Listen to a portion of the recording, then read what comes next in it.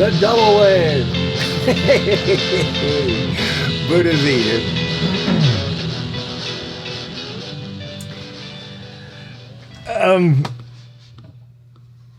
Today's poem is like I said, bad memories are more vivid than good memories, and this is a kind of a bad memory, which I would have never remembered. I would have been gone forever had I not written this poem.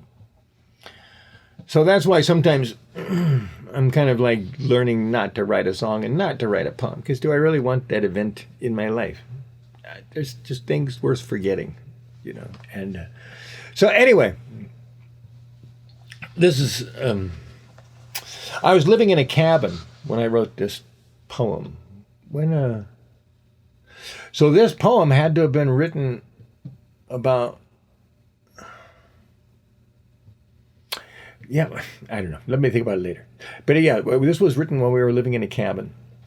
And in that cabin, it was a windy road. We're up a hill in the Angeles forest. It was literally a cabin. You know, we had electricity, but we didn't have running water and all kinds of stuff. But anyway, here we go. All right, who's ahead?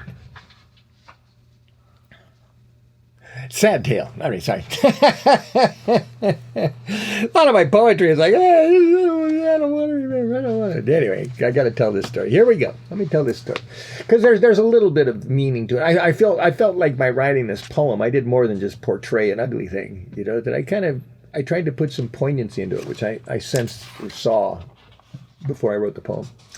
Here we go. I remember writing it. Here we go. Who's ahead? I like the old windy mountain roads. I don't know, let's not be too dramatic. I like the old windy mountain roads. Perhaps that's why I've had several mountaintop abodes. And I'm living on top of a mountain again, 3,000 feet up in the air. But sometimes my enjoyments of the turns and dips is diminished by going too slowly on those cool asphalt trips. Someone goes the speed limit, or even worse, slower. It's illegal to pass these people driving a lawnmower. I try to settle in and listen to some spoken word or some soulful blues, but my last Kung Fu Cowboy CD is stuck ever since it blew my radio fuse. So uphill, downhill, too slow's a real drag. Of course I settle down, open a potato chip bag.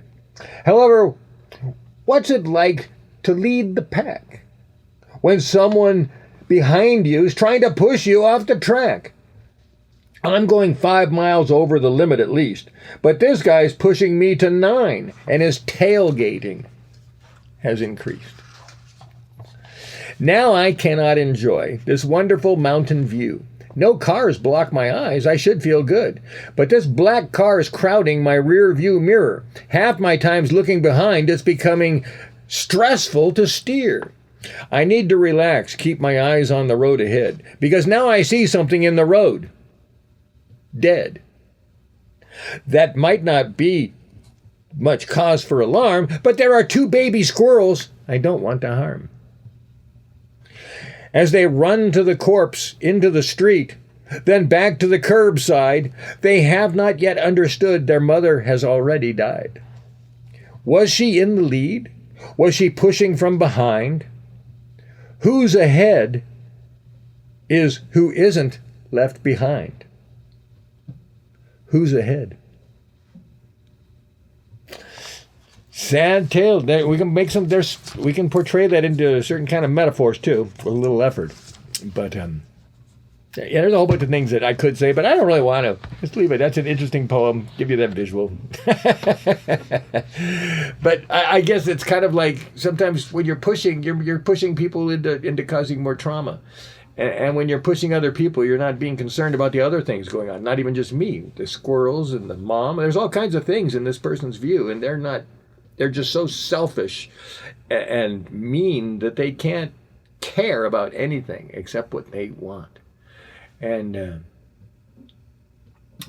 and so anyway, there's kind of like a little bit of a moral within my tale. All right, Buddha Z getting out of here, who's explained that Some of my memories are kind of sad.